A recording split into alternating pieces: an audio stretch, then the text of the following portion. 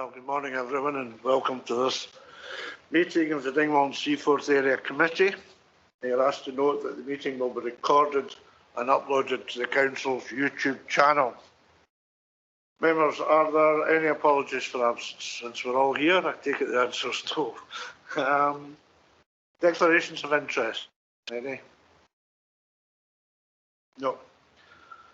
In that case, then we move swiftly on to the Scottish Fire and Rescue Service. Delighted to have Paul Young along with us again this morning. Thanks for coming, Paul. I'll just hand over to you. Good morning, everyone. The report you hopefully all have available. I did send a separate note mail out last time just due to its change in the format that it's come across this time. Certainly from our last meeting that we had, it was noted that some of the KPIs were out of date as to how they were matched. So following on from that, did a little bit of work and research, and it's now been updated just so it looks in a better format, which goes against the priorities within the local plan of Fire and Rescue Service. And opposed to is also, it was marked as per quarter previously. I think we were reporting on, so we updated that as per 6 months. So because of the nature of how this comes about, so there wouldn't be anything that's missed off that. So it's the figures won't be slightly higher, but it's because it's a 6 monthly report rather than a quarterly report that we now have, which hopefully is better because there should be nothing missed at all.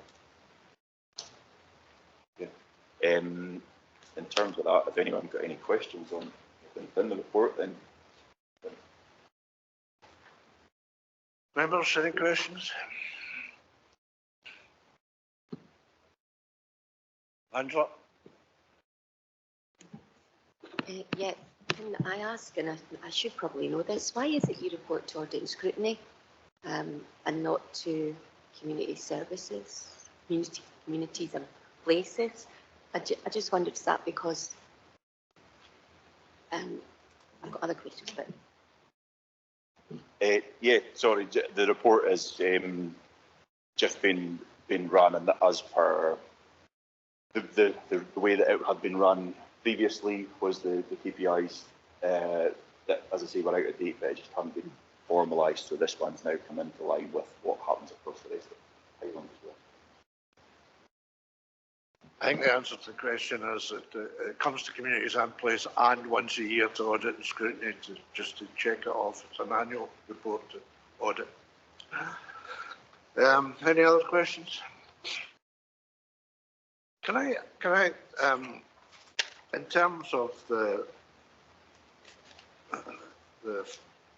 not attending the fire alarms, unwanted fire alarms? Yeah, unwanted fire alarm signals. So UFAS policy is what, yes, that's right. Yeah, so has that caused you any difference at all? Because there was a lot of tension around when it was being brought in. I remember being people fairly worried about it. Is it? Yeah, no, certainly. I mean, that's now. It was summer of last year, so it's not quite a year it's been in yet, but it's already had a significant effect on the amount of these unwanted fire alarms that we will end. So we are still attending anything with a sleeping risk.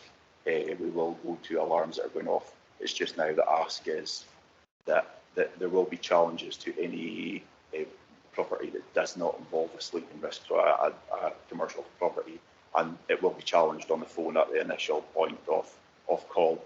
Although, should there ever be any doubt, if anyone's phoned in and said that there is a fire, then that will not affect anything. And as you can see, I mean, there are 6 incidents over the 2 quarters that we've reported on within this.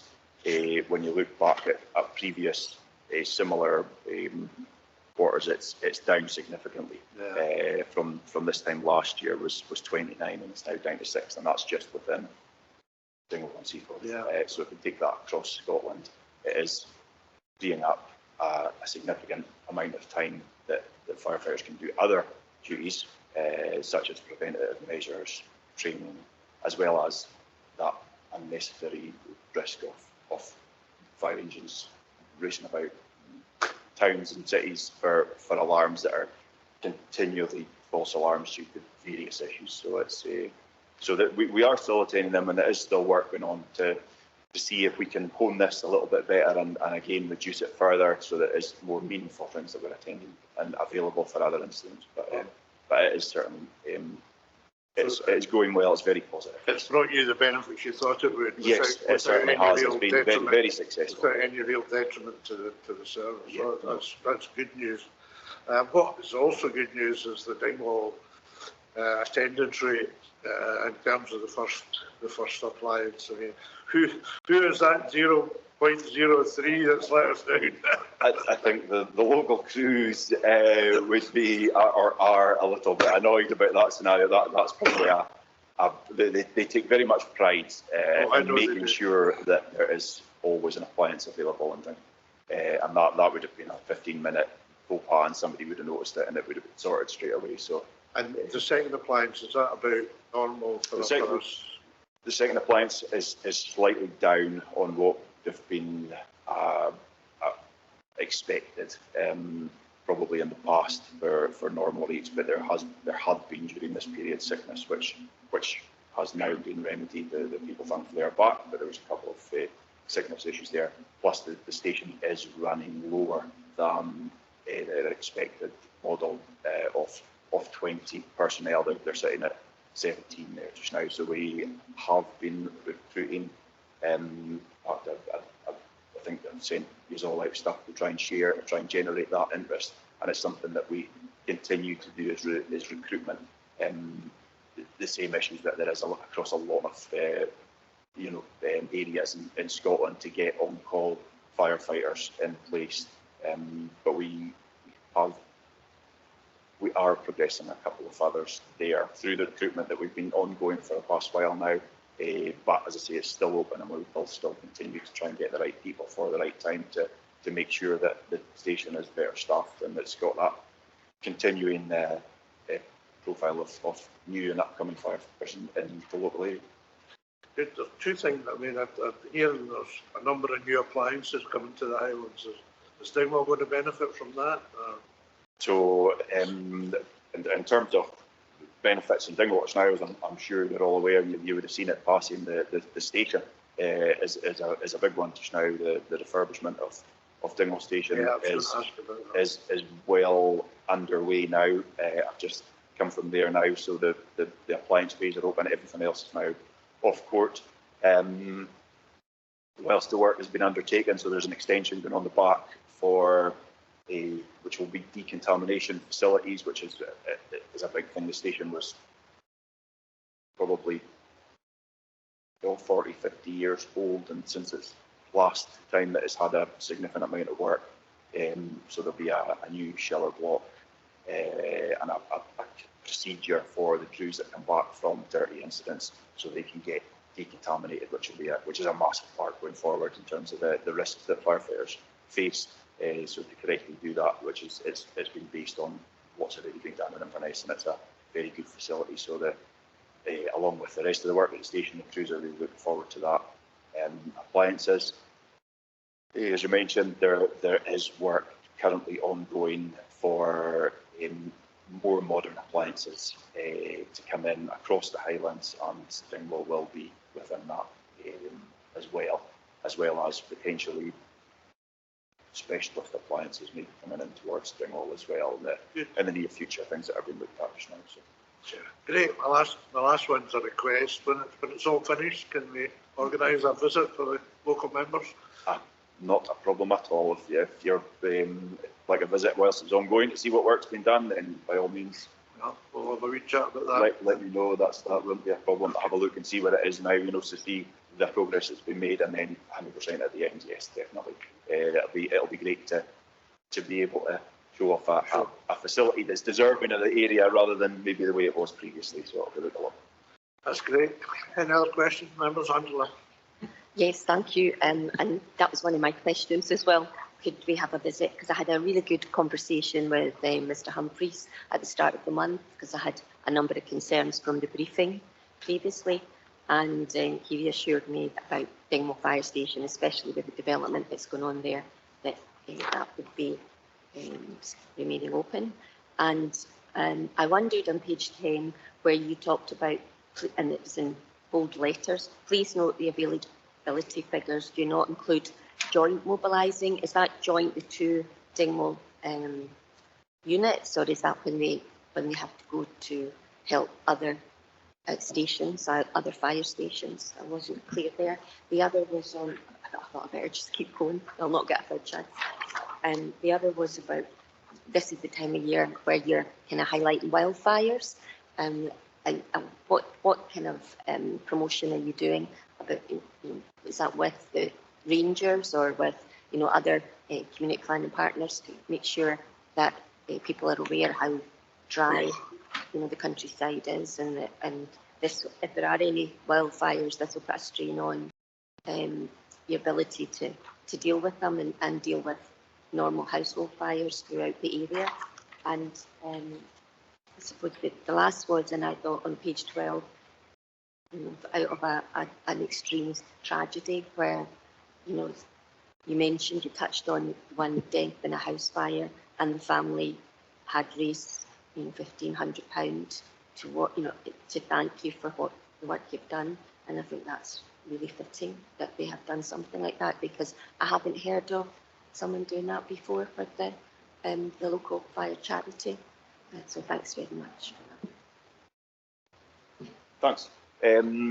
Yeah, sorry, first one then is it mentions the joint mobilising. So joint mobilising is it's still currently a trial, but it's something that's been proven very successful across the Highlands. It's been taken in, and as much as Dingwall Station haven't been involved within joint mobilising pilot that's been in place, what works there is if a station has to have a minimum amount of personnel to safely crew an appliance. If they don't have that amount of availability within that station ground, so as we've looked at, Dingwall's 99.97. So they will always have an appliance available there. But if in other areas they might not have that luxury. So if there was maybe only 2 persons, so you need a minimum of 4 personnel to get safely out the door. But if there was maybe 2 within one station, and the other station also had 2 that was a neighbouring station, and they were closer than the next station to be able to get to wherever it is, maybe there's a procedure in place that 2 stations can go together and then go mobilised to that safe going forward. And it's worked to this way more in sort of again both areas, so north, west coast, that sort of thing. But it is available to anywhere that needs that. So that's why it mentions that there. In terms of the wildfires, yes, you're 100% right. These things put a massive strain on our local communities, along with a lot of other emerging risks that are coming into the differences in the way that the fire service now face. Not maybe your stereotypical house fire, but there's a lot of things that the crews do. But no, the wildfire, certainly we continue to work with different partners and different to keep that message out there. The wildfire forums putting out risk assessment. Certainly, I know there's been, the weather has been very nice recently, and thankfully we've not been met with previous wildfires at this point in time that we have food. But there is social media stuff goes out about risk of wildfire general, and then again speaking to forestry and Scotland and others about how we prevent these things happening, getting out that sort of preventative, which is the same as what we do with houses. So it's about speaking to them and making tourists aware of the risk that they can face if they're going out, if they're doing campaign for, in terms of maybe camper van hire and things like that, just putting out. So it's not just that road safety message, it's also that wildfire safety message. So for these people that are coming into our rural area, that be aware this is massive risk. So yes, it's something that's ongoing along with lots of other initiatives in terms of preventing RTCs, fires, wildfires, flooding. And yes, so the final one in terms of the local incident that we had back in February in the local area, which is never nice to see something like that, because we put so much work into trying to prevent anything like that happening.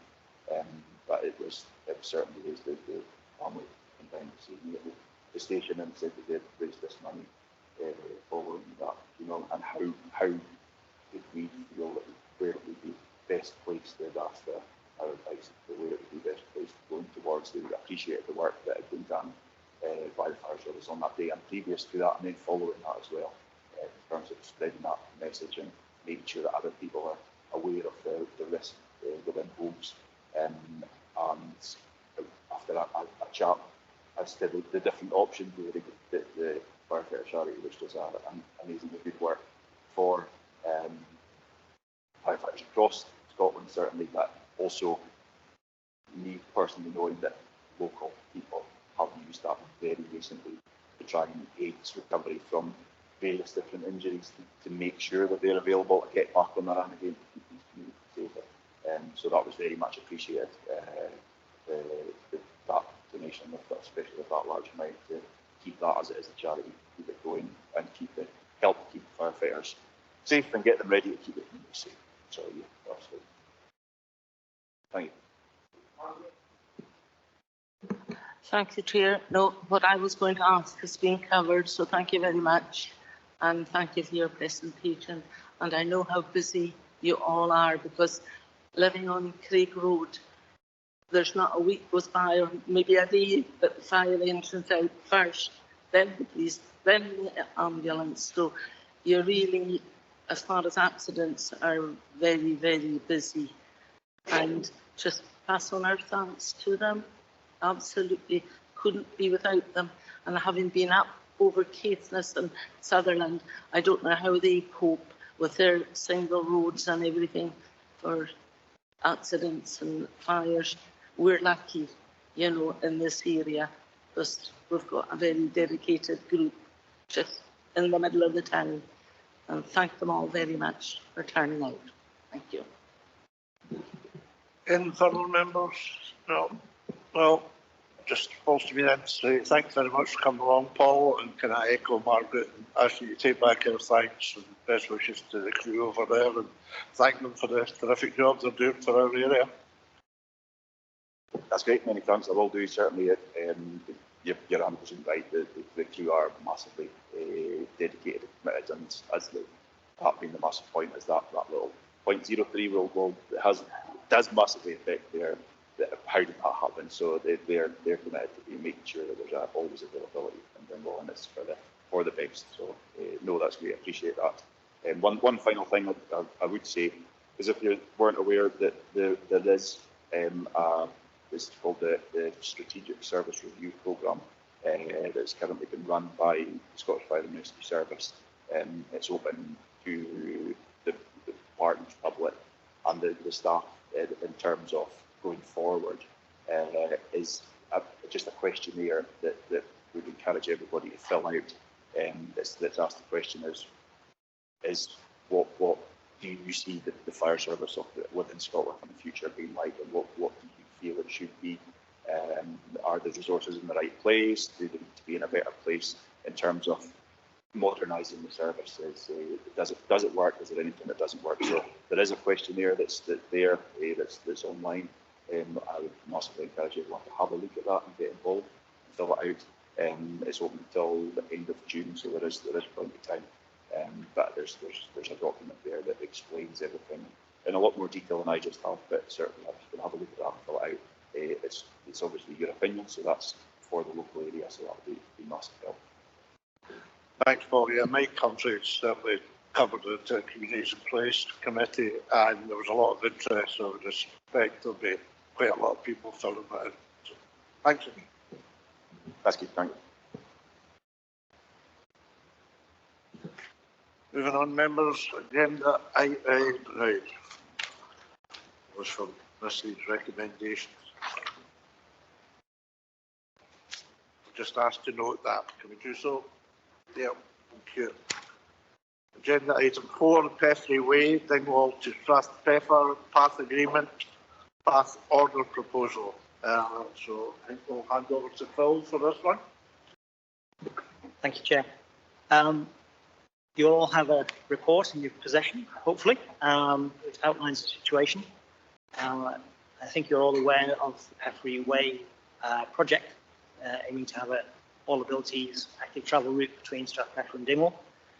The group has led that and been very successful in obtaining funding and completing most of the route. There's one section which remains to be completed, and there's been ongoing negotiation, attempted negotiation with the owner of that one. So you'll see the map on the screen showing the entire route, just with Dingwall and Strathpeffer at either end, and this, where that section is, not quite dead centre, but roughly sort of in the middle, and it's just within the Dingwall and Seaforth area boundary, right on the edge there, you'll see. So that's why it's with you rather than West of Ross, Strathpeffer area. To move on to the second map, please. So in more detail, that this map's also in your papers. It's clear that the most convenient and easy to use route would be following the railway track bed, which runs, you can see, through the land owned there. That was not acceptable to the owner of the land at all. He feels it would be disruptive to his management of his farm, Croft. And after a long period of time and objection, he did come up with an alternative route, shown in red, from the field boundaries of the field to the south of the railway line, which does have gradients and is rough ground, and some of that you can see later in photos. That in itself would be very inappropriate, and certainly with 90-degree bends in the path, certainly not suitable to any form of all abilities route. It's possible with some modification you could reduce some of those gradients, and hence the brown lines, the route C option, could possibly be done with that, but there are the restrictions on that too, and again I've highlighted that in the report. So there is that option, and if we were to go through the sort of route A with the C modification, that would more likely be by path agreement, and there are elements of that outlined in the report, that path agreement would require perhaps greater mitigations and also payments to the landowner, and also not least the amount of work that would be required in trying to get that established. If, however, we continue to follow the line of route B as the option, which we know would be very objected to by the owner, then a path order process is necessary, which requires approval from the Scottish Government through a reporter appointed by the DPEA, who would assess the situation, potentially hold a local public inquiry, although that might be in writing rather than actual hearing, but that's up to the reporter. And yeah, that then would be obviously a compulsory purchase, not a compulsory purchase, but a compulsory order, in which case actually means less mitigation to the owner, or it's more by discretion within our giving. So those are the proposals on there, and it's really, we're asking you members your thoughts on this and what it would commit the council to. See, the local access forum were consulted on this, and they received presentations both from the Peffery Way Association and the owners of the land, and they still felt that the railway track bed route B was the preferred option, and obviously to follow a all abilities active travel route, there's no doubt that that is an easier route to construct, a preferred option. It's straighter, it gets people to where they want to be a lot quicker and easier than the route A and C option. But it's taking all of these matters into account, is why I need to ask you today for your opinions on this and how you feel the council should proceed. Thank you, Phil. And as you mentioned, it comes with a recommendation from the Local Access Forum. This is a project that's been ongoing for a number of years, very successfully, and is a well-used path. So I'll open it up now, members, for your deliberations. Margaret? Well, I should be clear in interest because I think all my family use that path and it's amazing. It's just, if you haven't walked on it, it's well worth it. And we have to do everything we can to join it with Strathpeffer, because that is the purpose of it, so that people don't have to, as it is, it's really good because you can't get to Fodderty graveyard, so that's good. You know, you don't have to take your car there. If you want to walk to put flowers on a loved one's grave, you can just walk that path. And that's the idea, is to keep even bites off the road from Dingwall to Strathpeffer, because it is quite a dangerous road.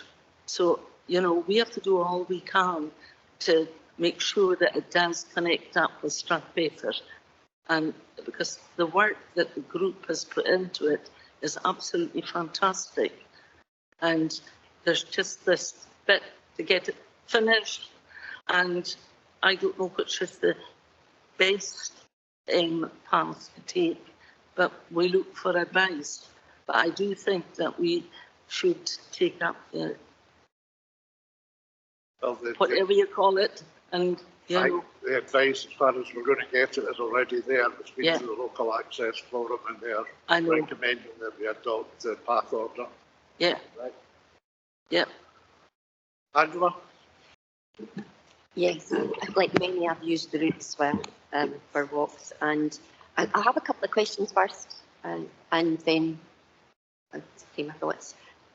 This used to be the old railway line, which was so. And does the land, did it revert back to the croft, the landowner, when it stopped being a railway line? Yes. Like most areas, old railway lines throughout the country are used as paths and walking areas, and because they're the straightest route in most cases, and because they've already got that kind of layer of and track there. And for me, I think that right at the start of the report it says an all-access path, and that's what the Peffery organisation have been trying to do for a number of years, and they have been very successful, and bit by bit they have overcome a lot of objections in certain areas, and it has taken some time, and they maintain it. They've got a lot of volunteers that maintain the route that's there already. You can see from the pictures where the landowner has blocked the route, and you know, I feel it's his right to do that, because it is not a right of way. Is that right? And what people then do is that they go into the field where the sheep are, if the sheep are there. And then that's it mentioned in the report too about disturbing the sheep. So if that was opened, then that wouldn't happen. There's also, from memory, there's a lot of water comes down from the hill, the little streams that round about that area too. And it's the Peffery Way organisation are able to have this bit open. Like all the other bits along the way, they will maintain that in good order. And I really do think that what's in the public interest, rather than one individual, even if that is the landowner, and what is in the public interest is to provide a safe route for citizens to go from one place to another and know that they're safe. There's a lot of cyclists use the route. I've seen people in wheelchairs, a couple of people in wheelchairs, and many with prams that can only go so far. So for me, I think that we should be prove the public order for route B. Thank you. John? Looking at the photos here, the stretch of land that we're talking about, there's fences on each side, which are a little decrepit and things like that. But then we go to the sort of completed white way. And all the fences have been put up and nice and everything like that. I mean, if there's fences there to sort of, you know, for the crofting and the sheep and everything, surely it looks as though they're going to get far better fences if the path continues along the stairs instead of having to go uphill to suddenly create another pass. I mean, I think it beggars belief that it isn't really straight along the I'd certainly go for if there's whatever's got to be done to put on the tidy everything up.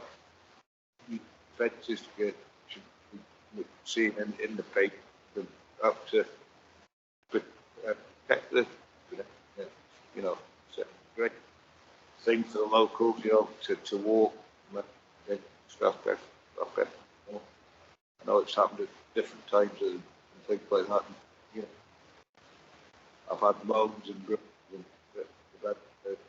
packages, but I would go the direct route along.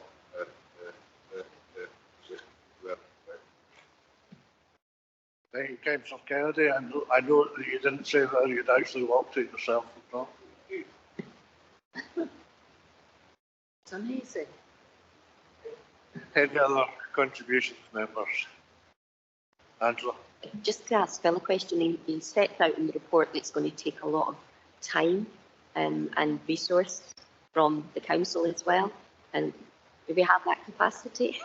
But whether we do or not, I still think we need to do it. Chair. Yeah, I would like, if you wish, I can come back on some of those other points that you both raised. You're right that railway lines across the country, UK-wide, not just in Scotland, not just an area, have been used for active travel routes, and because they provide a nice straight line and connect places where people want to be.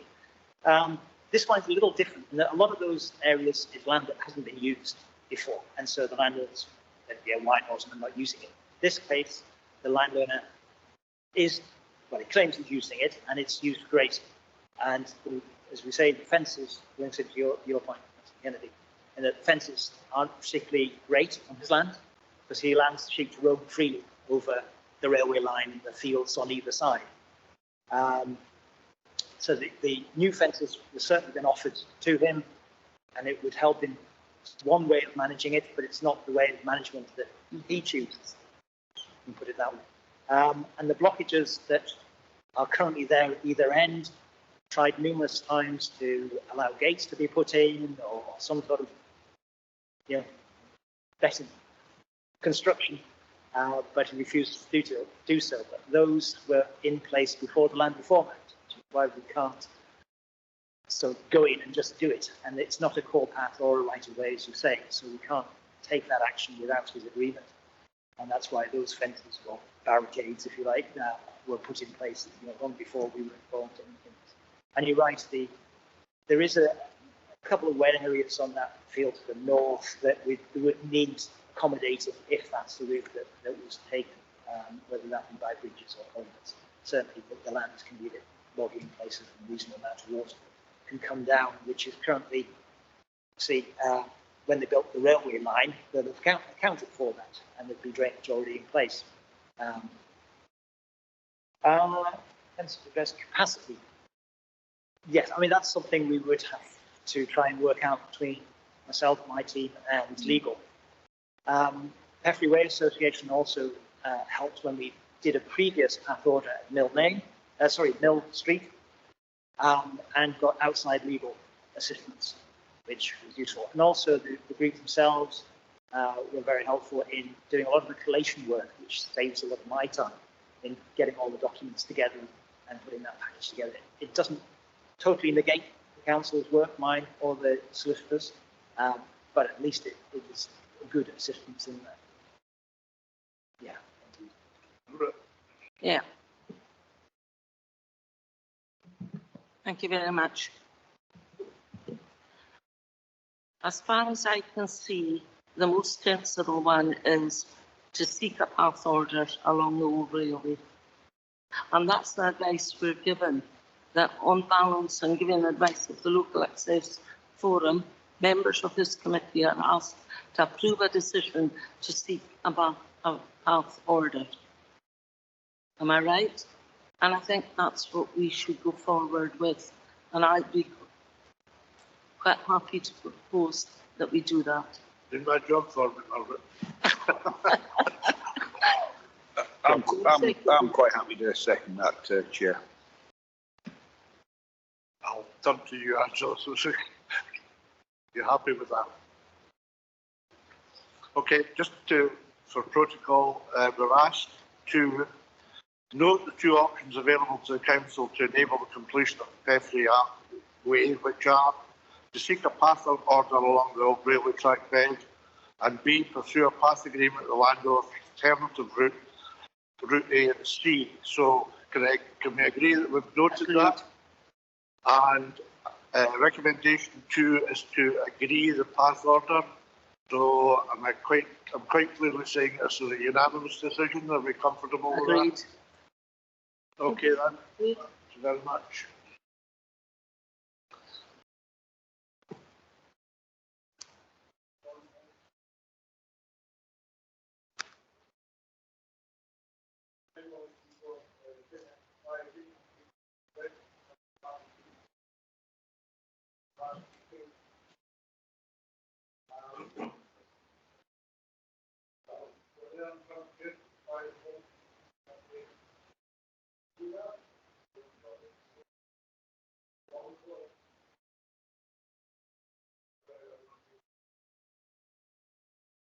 Yeah.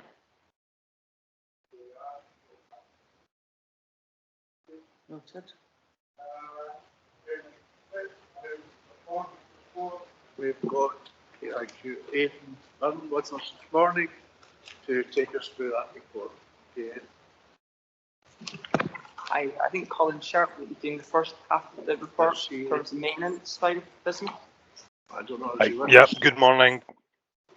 Good morning, Chair. Yes, I'm with you on Teams today. Thank you very much. It's my pleasure to provide the report on the housing performance for April 23 through to May 24. So thank you very much. So I'll move straight forward to the repair sections. So that's 5.1 through to 5.8. So in regards to the emergency repairs, we're still seeing an exceptional performance, in my opinion, for those emergency repairs. We're well within the target and currently sitting at 2.6. The target is 12 hours, so we're doing very, very well in regards to that. Regarding the non-emergency repairs, these are your routine repairs. The target is 8.9 days, and unfortunately we've again failed to hit that. In fact, it has increased. Now, the reason for this, it's increased to 14.8. Due to the backlog that we had on the reduced repairs budget last year, some repairs were categorised as low priority or non-essential and therefore delayed. Due to that, those reports and those dates for targets still remain, but we're just unable to meet those targets.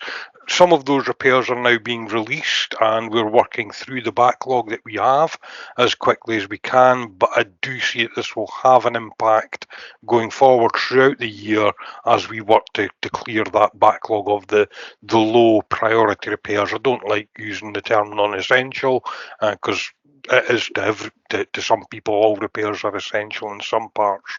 So I hope to see an improvement, but it will be difficult and challenging for us in the time to come. Regarding the void repairs, still doing very, very well on that, despite the fact that there has been an increase up to 28.38 days. The target is 35 days, so we're still within that target date.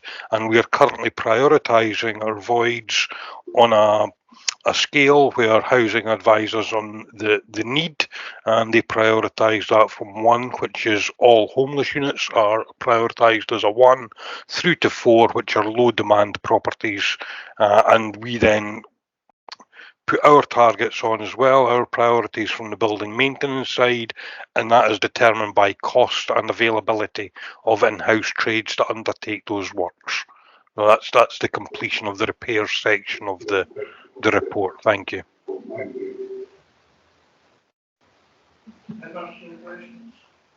Yep. Yes, morning, Colin. Nice to see you. Good morning. I have a couple of questions, and I suppose I'll start by saying I know you're saying that the non-emergency repairs at Dingwall and Seaforth are 14.8 days, but I really feel that, you know, in some ways the housing repairs have had their hands tied behind their back because of decisions that we as local council or Highland councillors took in the previous year, and that's why you're a wee behind. So I feel it's a wee bit unfair when we haven't had the funds to do it, but we're getting there. As you say, that we have funds, that you're starting to go through that list. And so my other questions were on the voids. There was a change in procedure, I believe, where as much as possible for void properties, the work would be done in-house by your team, and where previously some of that would have gone out to contractors, perhaps, to do some of that work. Will that have an impact going forward if your staff are concentrating on voids? And I appreciate what you said about housing tell you which voids are, the most important ones to do first. Because some of Councillor Patters and I have seen some of the properties that were homeless units and how badly damaged some of them are, and it could take quite a while to do the repairs. Well, if your staff are concentrating on doing this, does this have an impact on your non-essential repairs for the rest of the tenants? Thank you.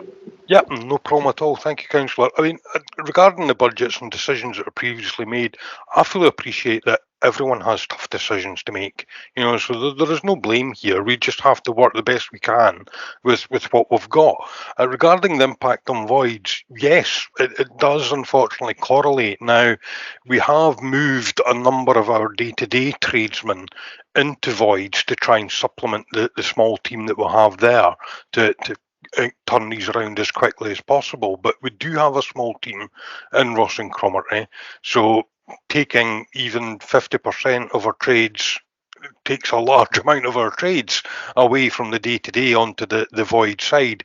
We do try and ensure that their time is utilised and most effectively. So if they have downtime during the day, we put them into a void even to do a couple of hours of work before they move on to their next appointment of the day. There is still some impact on the use of subcontractors, and there is discretionary use, on the use of subcontractors, but that is still limited. We still, under the workload that we're doing, is if it can be done in-house, it should be done in-house.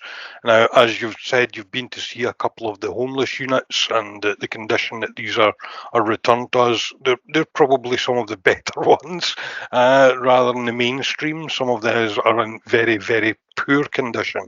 Now, we are looking at a plan to try and pull a number of those properties together to do under a tendering process.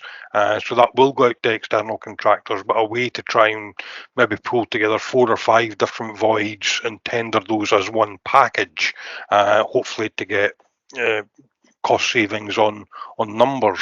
So there's a number of ideas that we have and a number of things we're trying to do to reduce that, because we're all very aware of how important getting our void properties turned around is, to ease the pressure on the homeless accommodations.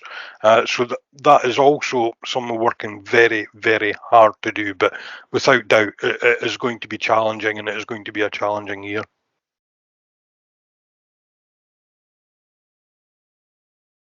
Colin, I wonder if I'd just come back to the non-emergency.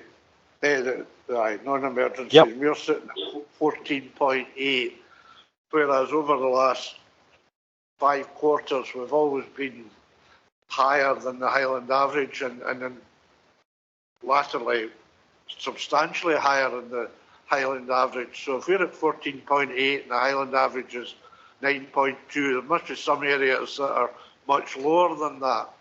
So is there any reason for Ross and Cromarty being an outlier in this? There is, Chair. Sorry, there is, Chair. I mean, our area is a large area. Sorry, getting very bad feedback there. I apologise. The Ross and Cromarty is a large area, and even in discussions about carrying out void repairs, because we don't just have a team that deals with the Dingwall and Seaforth area ward. The team covers the whole of Ross and Cromarty. When we're doing a void out on the west coast, for example, it can take our trades 3 hours drive each way just to get to the address. So they're taking only about 3 hours of work during the day, and that goes for the routine repairs as well. You know, the distances that are travelling, it can take longer to get to. We do actually, apart from the areas that there is no building maintenance, so like Nairnshire and Badenoch and Strathspey, we have the smallest, apart from Skye, the smallest workforce in Ross and Cromarty. So that places additional burdens as well. We're coming into the holiday season where trades are taking time off. So all these have an impact, and we had a larger backlog of work as well from when we were on the low priority work. So clearing that is also taking a bit of time. To put it simply, it comes down to the amount of resources and the amount of work that we have and the challenges that brings us. Okay, Colin, thanks for that. I assumed it might be something along those lines. Yeah. Any other questions, members? Margaret? Well, hello, Colin. No, he's actually answered most of the things that I was going to ask him, but the only one that I really have problems with that people keep phoning me about is some of the homeless units. And you know how they keep saying, can you not change them to another area just to give us a break? Because they don't all cause problems, I have to say that. And I know some that are in homeless units that would love to keep them as their home because they've settled into the area. But there are some that are causing major problems. And years ago, we used to change the areas. You know, we'd say, well, we'll turn that into a full-time house and we'll do another one somewhere else. And I just wondered, is there any way, because there's certain areas that people are just distraught, you know, with things that are happening. Okay, thank you. Of course, Councillor, thank you. It's a really good question, and there is no simple answer, but I'll try and give the best answer that I can. We, as a service, the homeless units are determined on need within that area. So people have a need to reside within that area. So if people have a need to reside within the Dingwall and Seaforth area, that would probably mean there's a larger level of homeless accommodation in that area. It's not, Aidan would probably be able to answer this question better because I'm not involved in that. Basically, building maintenance are advised we need that house as a homeless unit, and we will then convert that into a homeless unit to be used for that purpose. I appreciate also that people would like to have those homeless units retained as their mainstream properties. The difficulty with that is it does cost more to provide a property in a homeless accommodation because it has a higher standard than a mainstream. So giving somebody that from a homeless to a mainstream adds another cost because we then have to convert another mainstream into a homeless. So it is a way to try and balance those costs. It does happen. We do convert from homeless into mainstream.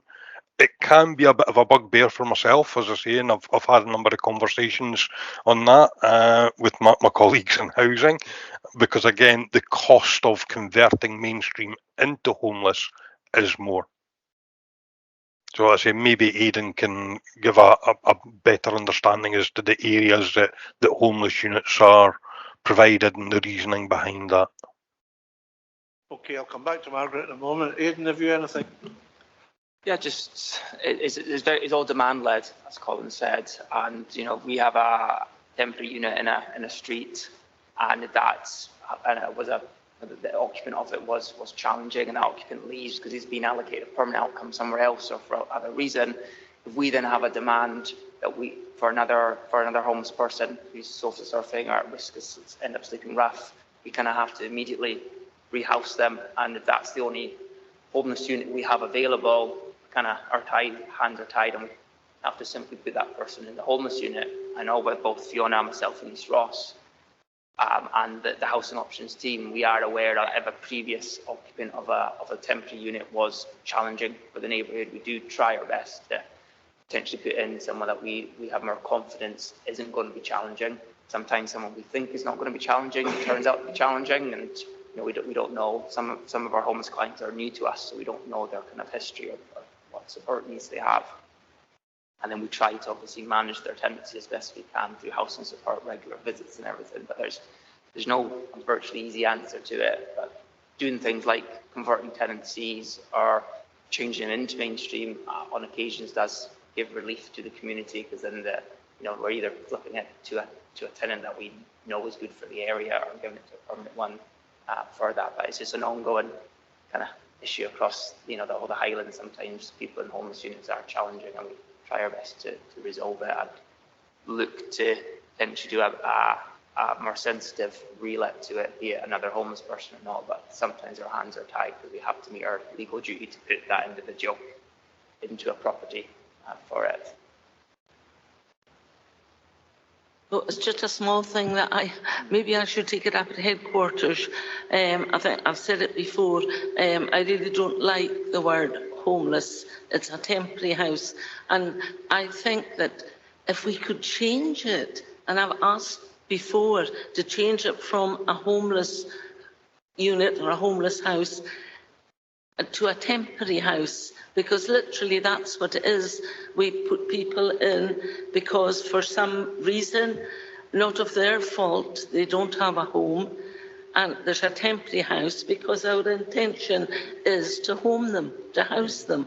So it would be I just don't like the word. I think temporary house is better. We call it temporary furnished accommodation or temporary furnished unit. I'll try to refer to them as that rather than homeless unit. I think one of the big things here, and it might with for Colin's team and things like that, I really do. Just need people have homes, and there should be some vetting system looked at. You take people who gone into temporary or homeless accommodation because they're beautiful new buildings put. And think of people who've now got a series past a wrecking plate put on repairs and that, suddenly getting brand new. We've got other people who are in substandard homes, need work done on it, yeah. They're suddenly left there, and good paying tenants, good people who've been council tenants, the new houses are certainly getting put to people who've got a history of there needs to be some kind of, I'm sorry, it may be some kind of a bit, look to it, vetting of who, these accommodate. I mean, I'm going to speak to Fiona later. I've had something exactly stuff about this morning, yeah? you know, and I hate to say it, that all this, the amount of them that comes, you know, from repeated offenders, you know, if it was a private landlord, they have sort of, you know, the ability to remove a tenant. We as the council can't, you know, and they seem to just go from one to the next to the next to the next. Anyway, that's my little point on it. Are we moving on to Aidan's part of the report, or are we just moving back to? We seem to have moved on a wee bit. Right, okay, no, that's it, just so I don't get missed. And the frustration that Councillor McKechnie, Councillor Kennedy and Councillor Patterson have raised has been raised a lot. That as the council, we've got the statutory duty to homeless people, whereas others don't, others don't. And that's as part of the Scottish Government legislation. And probably Lewis could tell you a lot more than, you know, given one of his previous roles. You know, because there's been different initiatives, rapid housing and others, where to support people into accommodation. And what my colleagues are saying is right, it's the frustration, and it'll be a frustration for Colin too, who has to then, you know, waste resources in doing these properties up again.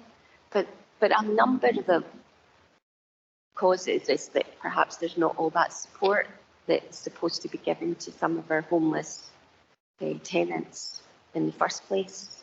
You know, housing officers end up having to pick up work that other services should be dealing with, because they don't have the capacity to do that.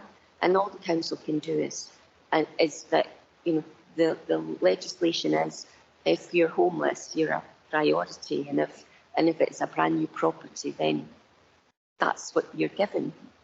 But on homelessness myself, I'm seeing a big increase in people contacting me, and I'm sure others are too, since the legislation changed and the moratorium on evicting people has been lifted.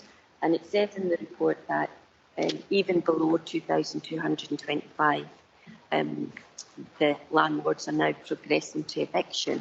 We've had a few in our ward that's happening to, and when you speak to housing, you know, they support the tenant and explain to them what their rights are, because they have rights too, and often they have to take their landlord to court, or they can get support from the CAB. And so there is organisations out there that help them. So they do have choices. They don't have to leave straight away. And some landlords are evicting people because of the change in the law and having to do a lot more regulation about getting a property, a tenant in a property. So they're deciding to sell those properties, and they are evicting tenants who have been good tenants that have got no rent arrears whatsoever. So there's a lot of different issues happening. People that can't afford their mortgage anymore, they're now going down the route of being evicted. And I do think this is going to put a lot of pressure on Highland Council over the next year as we move forward, whether we or the other housing associations have the capacity to take everyone that's coming into our area. And we have refugees from abroad coming. We've got our quota to take in Highland. That's also going to give us, you know, more pressure. And yet we don't have enough properties. But I don't know if Lewis wants to say any more. But I wondered, my questions for Aidan were at 7.4 and 7.5. The report mentions the 2250 for other landlords, and that they can evict below that. Is that the amount? Because my question is going to be, at what point do Highland Council officers intervene? Is it only when they get to 2,250 Is this pounds in a year? Yeah, within, you know, this is just for council tenants, okay. Because at 7.5 it does say about early intervention, and I wondered, when does that early intervention take place? At what point, and what do you offer? Pretty much, you know, straight away, written into our arrears pathways, that, you know, if somebody's making regular payments, suddenly stops, or is getting universal credit and that suddenly stops, our housing management system should be contacting them within the first week or two, trying to establish is it just a little fault with the UC system and we'll try and help, or have you lost your work, or is there some other reason? So early intervention really is ideally kind of the first week or 2 weeks of when they get when they start entering into arrears, or their pattern of payment changes from what they've usually done, and then we continue engagement with them. What we can do now with the repeal of the Cost of Living Act is that we can issue a note of proceedings, kind of beginning the enforcement process earlier, and often while we want to try avoiding that and doing it before we have to send out these formal letters, sometimes that formal letter sometimes encourage engagement with ourselves or with other services, and having to wait to be able to trigger that process at 200250 has meant a lot of people have gotten into much more higher arrears. That can become much more unmanageable. People get in that way when they get higher arrears. Where previously we might have initiated the notice proceeding at 1,000, 1,500 when it's a bit smaller.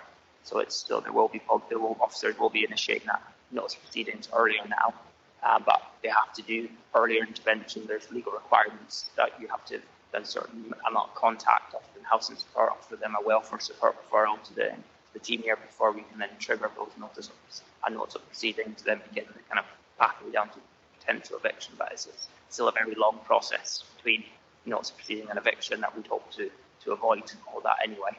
So all our work is towards just getting a payment plan in place. Okay, thanks for that contribution, Alison. Angela, I think we would all agree with what your sentiments were there. I was going to go back to Colin. I think we might have lost him. Colin, are you still there?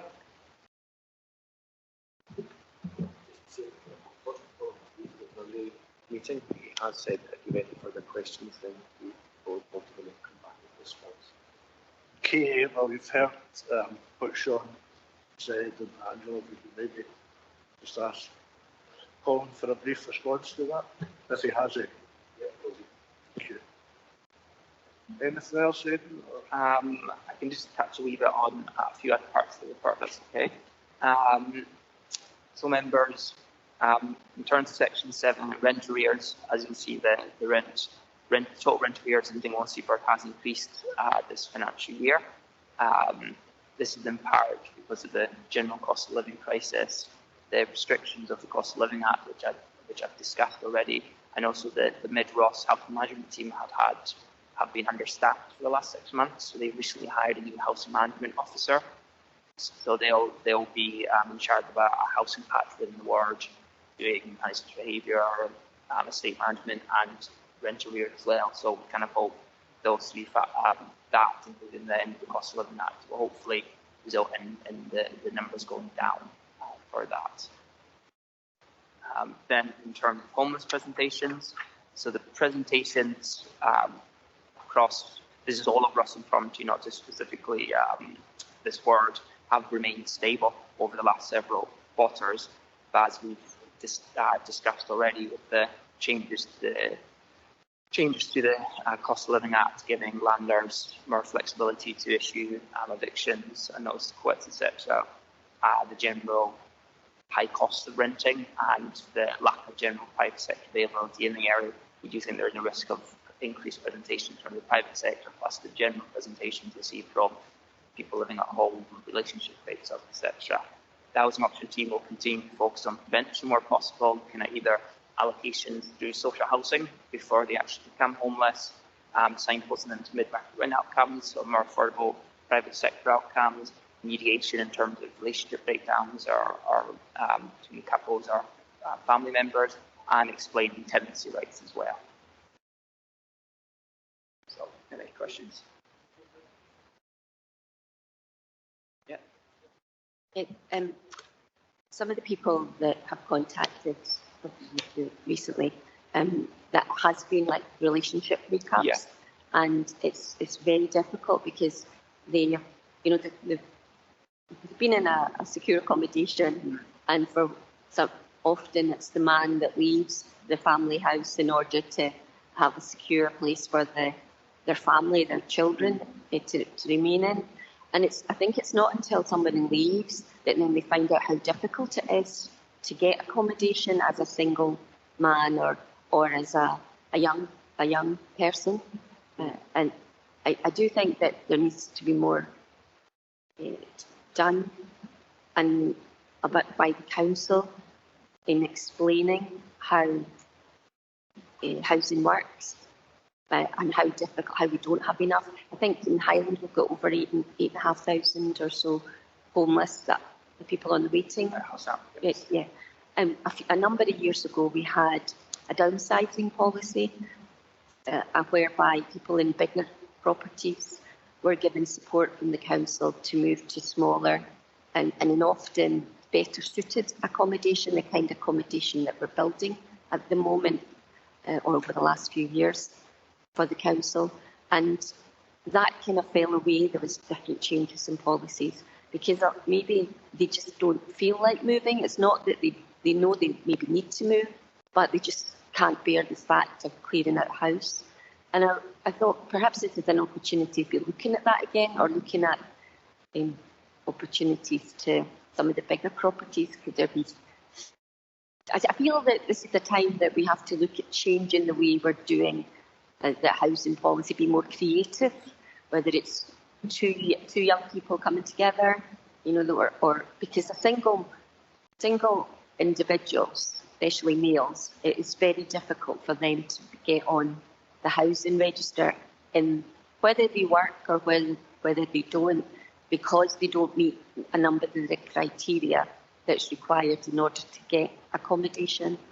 And I think we should be, as a council, looking at different models and not just sticking to what I know they've updated the policy, but I think we're very strict in not looking at other opportunities that there may be out there. So it's not really a question, is it?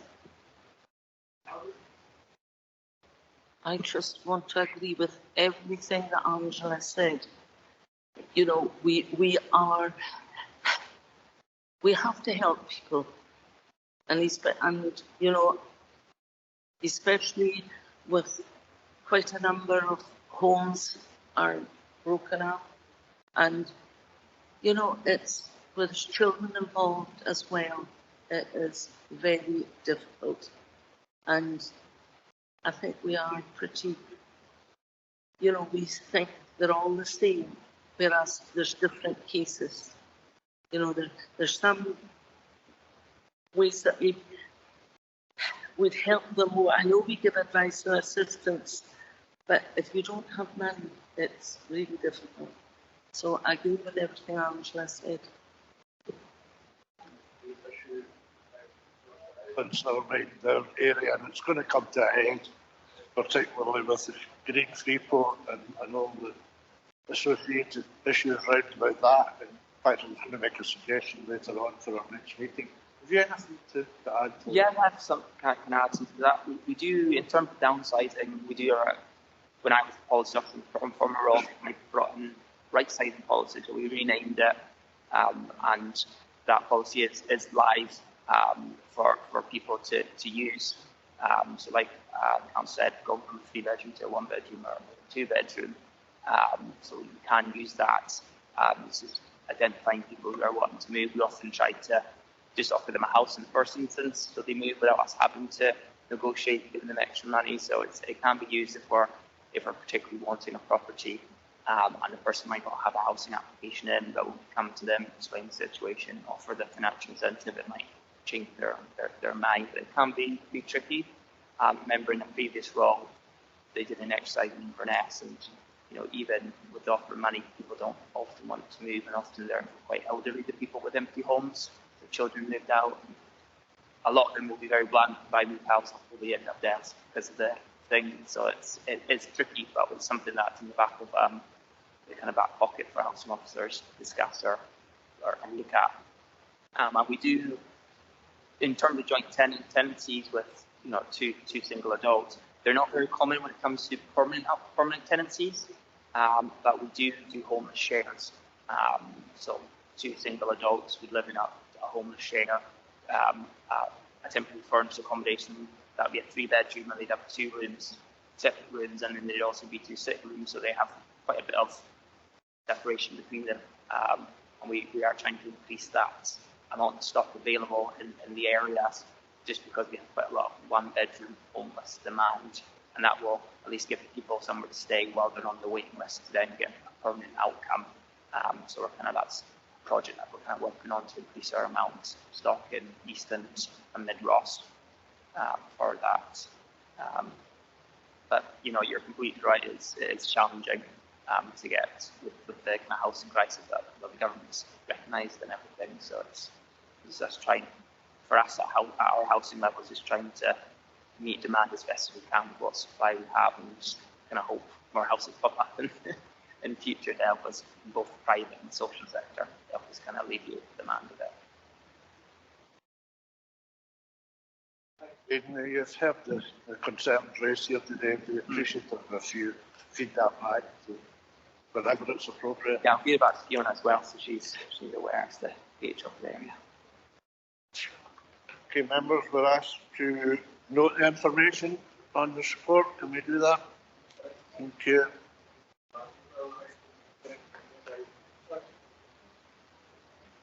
And you were going to ask Colin to update us on one of the questions that, and we'll get the response passed on to us. Yeah, I'm happy to take that action away, and I'll make sure you get a response. Yes, I did hear you asking that. I was just double checking that we were going to get the result. And the last item on the agenda is the minutes of the last meeting. We're happy to note those. Thanks to the officers for attendance today. Members, that was a fairly light agenda. Could I ask your approval to put a certain number of items on the next agenda, by which time the final business case for the Inverness Freeport, Greenport, whatever it's called, will be through council? I'd like for that, ask for a report to come back to our next area committee on the implications of that final business case for Dingwall and Seaforth. And that would include housing, because that's going to be a real issue for all agencies involved in our area. I'd also like, and it's an associated issue, to ask that, you know, we've talked a lot over the years about flood alleviation. We haven't talked about it for some time, and I know that a proposal or request was put into Scottish Government. I don't think we ever heard what the resolution of that was, if there was one. So I'd like that to go on the agenda. And finally, we'll hear this afternoon about the Highland investment plan. I'd like that to be a rolling item on our area committees and indeed our business case committees, as adheres to the educational estate at Dingwall and Seaforth, in particular St Clements and now the primary schools. I'd like to beef up our agenda to have these items coming forward. Agreed to that? Okay, so is there anything else, members? Okay, thank you all.